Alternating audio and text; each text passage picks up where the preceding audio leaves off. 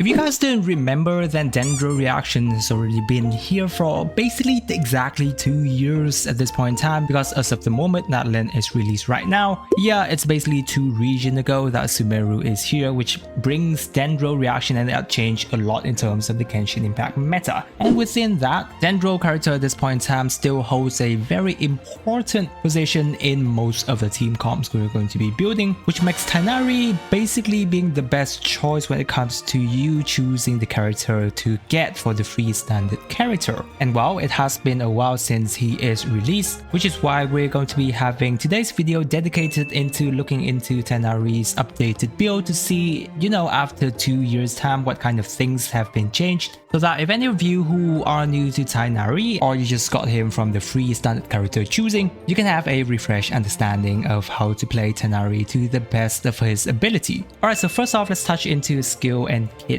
again. To put it very simply, guys, how you play Tighnari is going to be you casting his E skill so that it has the ability to reduce his charge attack arrow shot, so that he can quickly use 3 of his charge attack in quick successions to do his spread damage from, you know, your electro character on the team applying electro. And there is burst is going to be there helping him to do more damage on top of everything. Right, so obviously looking at his talent ascension priority is going to be you focusing on his normal attack increase to his elemental burst and then his E skill, which can be very nice. So overall, he's not going to be a character that you spam normal attack. He's going to be a character that focuses a lot on charge attack. I think still at this point in time in the game, we don't really have too many characters that focuses on this, and that only goes for Ganyu and Linny at this point in time. Oh, and I think Sethos as well. But out of all the charge attack character, I feel that Tighnari still is going to be the character that has the fastest charge attack shooting, which makes his gameplay feels actually very good and smooth,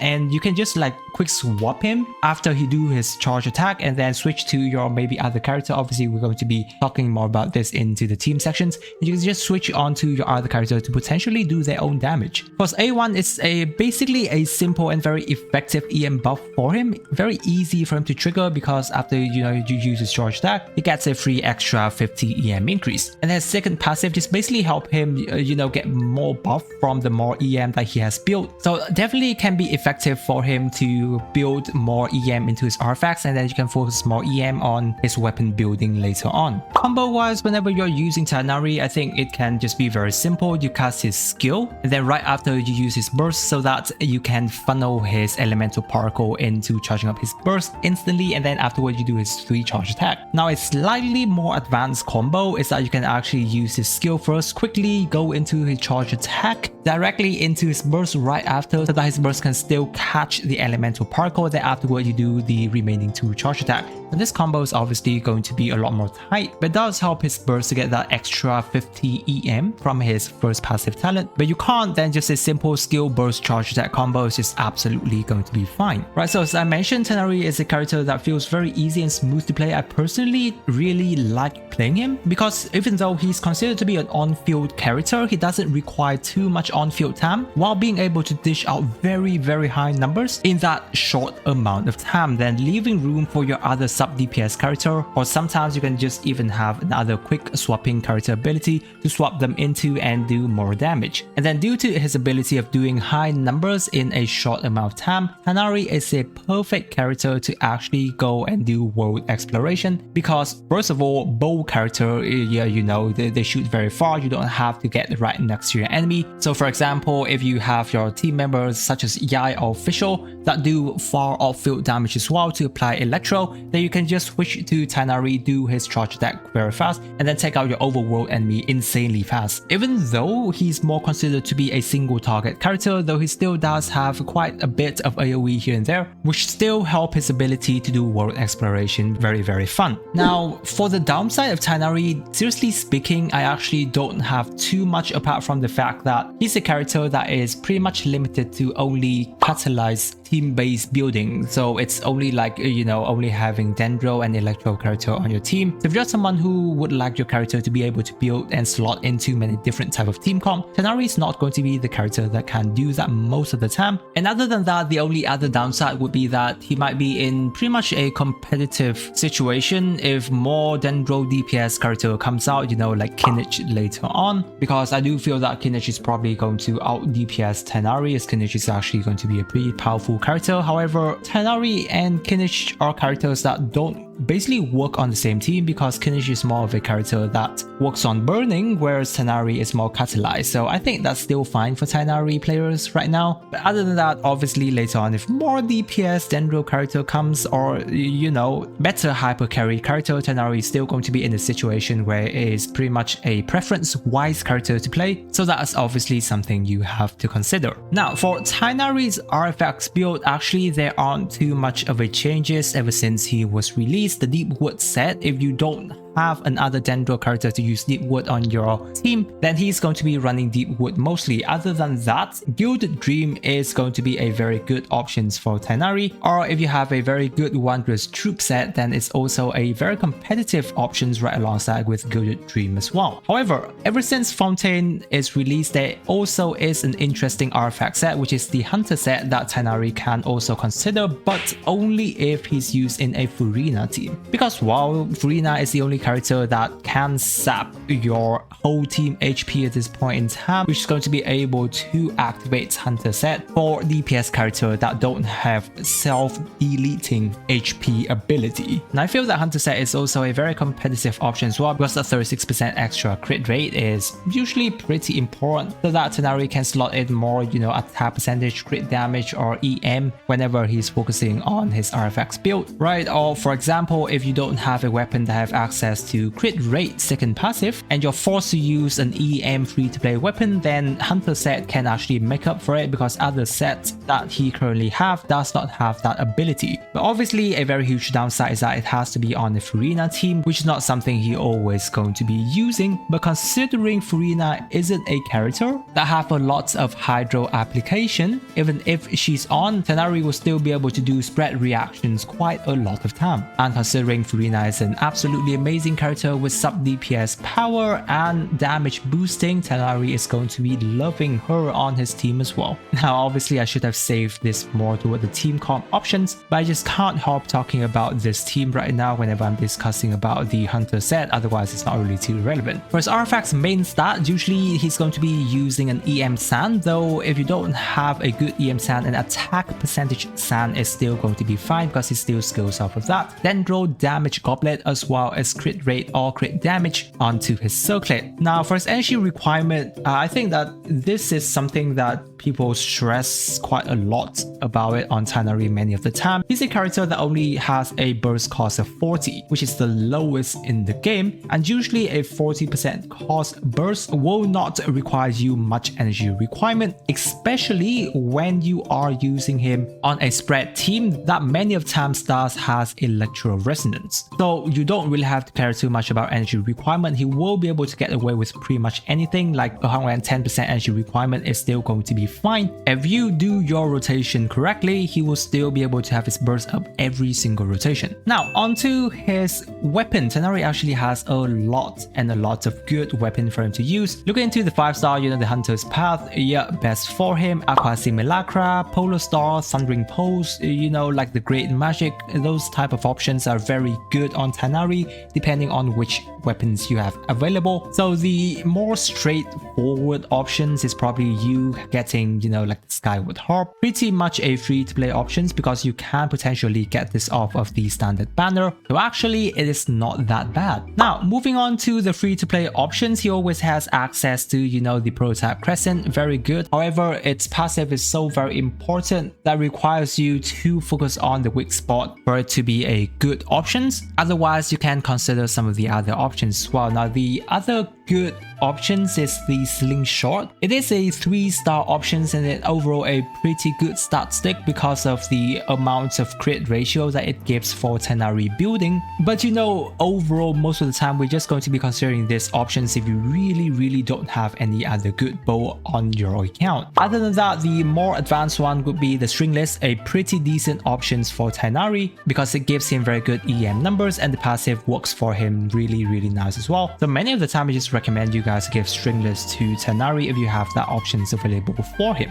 Now, some other interesting option is going to be the Cloud Forge. Unfortunately, this bow once again is only going to be limited in you whether or not having done the event so that you get this bow or not. But if you do, that gives him a pretty decent amount of EM, not to mention the passive also gives him more EM after he uses his burst. Another interesting option that we've just got is going to be Chain Breaker from Natlan, because while it has decent base attack with attack bonus stat, however the passive, even though it can be nice of giving him more attack percentage and EM, it is actually rather hard for him to keep up at this point in time, because for you to easily understand this, it is going to be requiring Tighnari team to have at least 2 Natlan character and another character that is of different elemental type for Tighnari in order for this bow to work. So at this point in time, the only team I can think of if you're using a Chain Breaker on Tighnari is just going to be, for example, like you have a Yai Miko, Zillinan in the future, and also having Kachina on his team currently. And then maybe later on, whenever we have a support Dendro or support Electro Natlan character, then yeah, it will make sense for him to use a Chain Breaker. So this is a very weird bow that focuses mostly on Natlan type character, but if you want to force it, yeah, I think it's still going to be a pretty decent free-to-play options for Tighnari. Moving on, let's touch on Tighnari Constellation. This is also very important because he is a standard character, and I am pretty sure you guys should already have at least 1 or 2 Constellation for Tighnari if you've been playing Genshin Impact for a long time. Now, Constellation on Tighnari, I would say is one of, if not the best Constellation chain across all of the standard characters at this point in time, because all of his Constellation actually increase his overall DPS power by a pretty good amount. C1 give him 15% more crit rate onto his charge attack, very good. Easier for him to build because most of his damage come from his charge attack. C2 is straightforward 20% Dendro damage bonus whenever there is enemy within his E skill field. C3 increases his burst by 3 talent level. C4 is very interesting because now after he uses his burst, all of your team will get an extra 60 EM increase, which is really nice considering that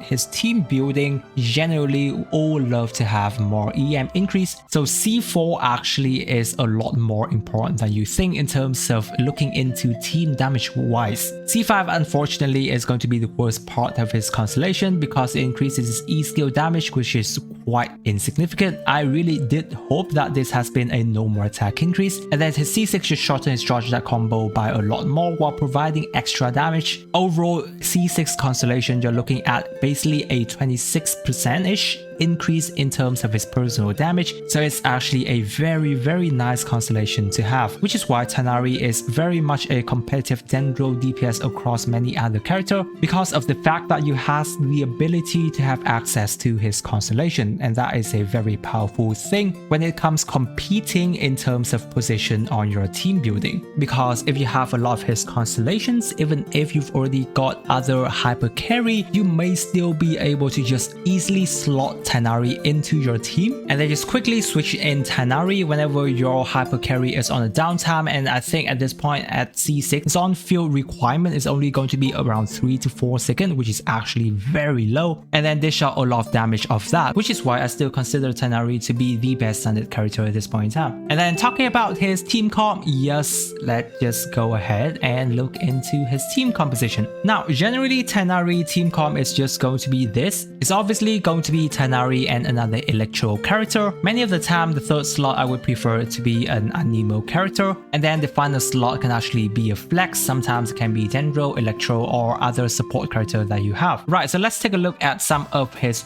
good teammate members. First is going to be Electro. Now the top option here is always guaranteed going to be a Fischl, because most of the time you're going to be having a C6 Fischl. She's just too powerful. I don't think I have to talk a lot about Fischl, considering how much Electro applications that she's got for your whole team, and her personal damage is just actually insane. Fischl is just by far the best option for you to use here. Other than that, you have Yai Miko here, one of the better options when you're considering Yai Miko, because in many other teams, Yai isn't going to be very good. One of that being Yai is the character that requires to have pretty a lot of on-field time. So many of the hyper carry wouldn't really want that. Further than that, Yai can also work alongside with Fischl to have Electro Resonance. Plus Tighnari, if you do have him as C4, give more EM to your whole team, Yai is going to be benefit a lot of that as well, helping you do a lot more off-field damage. And then Kuki Shinobu is an interesting character here because the only suitable Electro healer that you've got right now is just going to be Kuki. Obviously there's Dori as well, but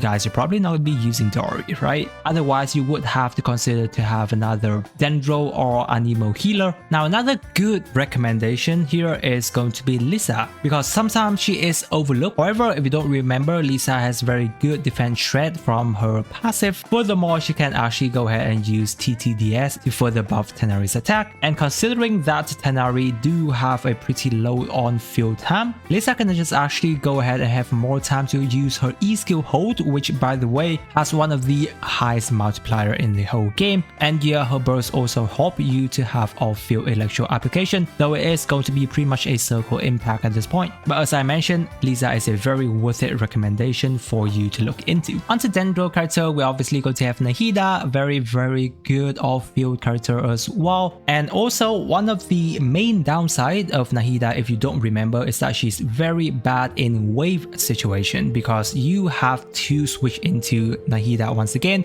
to reapply her E-skill. And since Tighnari is a character that don't require a lot of on-field time, Nahida going back on-field to reapplying is never going to be a problem. And considering if you are using Nahida's signature weapon, she will be able to help give your team EM, which is also a good thing for Tighnari. And then Baizhu is the next character that you can consider, because he has access to team-wide healing as well as helping Tighnari to have a Dendro Resonance. Baizhu is still a pretty much important character in many of the team, so whenever you do have a chance, you can consider pulling for Baizhu. Other than that, you know, Yao Yao is still pretty fine as well. She has pretty good Dendro application and decent healing for your team as well, so that is pretty fine. Now another lesser options that sometimes you can consider is going to be Dendro Traveler as well as Collei. These two characters, whenever you have their constellation, do have a decent buffing, so yeah, they can be a pretty good character to slot in for Dendro Resonance as well as particle regeneration for Tighnari. Now another interesting Dendro character that we've just got is Emily, though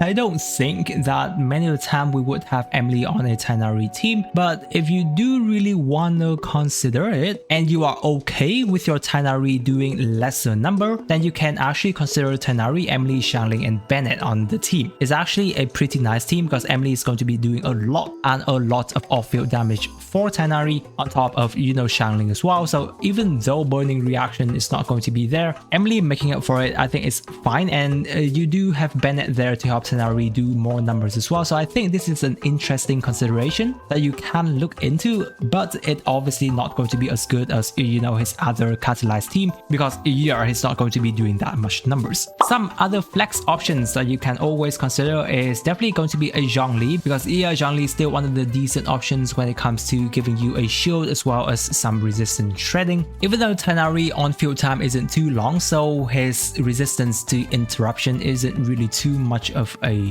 problem, but I think it's still a fine consideration because, well, Zhongli is Zhongli. Otherwise, you know, Kazuha or Sucrose is a very good Anemo options when you're considering a flex option for your 4th slot. If you're looking directly into Tighnari having more damage, then Sucrose is going to be the character because only Sucrose give EM. Otherwise, you would need to have a C2 Kazuha for this. So if you're just going to be having a Kazuha without C2 on your team, he's just going to be able to buff your Electro character damage as well as helping in group situation for Tighnari here and there. Other than that, right, Bennett or Jean is also going to be a decent option for you in terms of, you know, especially Bennett healing and increasing Tighnari damage. But if you are using Bennett, you may want to not consider having any other Anemo character on your team because you do not want to have, you know, Pyro Sword on Tighnari team. Also, a nice option, as I have mentioned before, is going to be Furina. So yeah, if you are using Furina on Tighnari team, you can just actually go ahead and use the Hunter set. And for Tighnari, you can just have a team such as, you know, Furina, Yai or Fischl, and then the 4th slot can be a Baizhu if you are invested, or a Yao Yao. I think it's still going to be a pretty fine team overall. As I've mentioned, Furina doesn't have good hydro application, so Tighnari will still be able to do a lot of his own spread reactions. Now another character that is not released as of the moment I post this video and have a high potential is going to be Zillion. Zillinon. We don't have a lot of information on Zillinon yet, but she may be a very good support character across most of the team comp. So I'm still going to be putting Zillinon here as a flex slot or support character for a Tighnari team. But while later on, if she's not, I'll just make an update in the comment section. So overall guys, as I've mentioned, I really do enjoy playing around with Tighnari. He's a very smooth character that does not require a lot of on-field time. So if you are into kind of like a quick switching kind of gameplay, Tighnari is most likely going to be that character for you. So at this point, we've already covered pretty much everything about Tighnari. Hopefully it has been a very good and in-depth guide for you in terms of building him. If you do have any questions guys, leave it down in the comment section, as I or some other lovely Genshin Impact player will get there to help you. If you're new to the channel, don't forget to subscribe, as I'll be continuing to post other standard character updated guide, because they haven't got an updated guide in a very long time, just like Tighnari. I hope that you really did enjoy the video guys, and with that I wish you a super day, and I will catch you on my next video guys.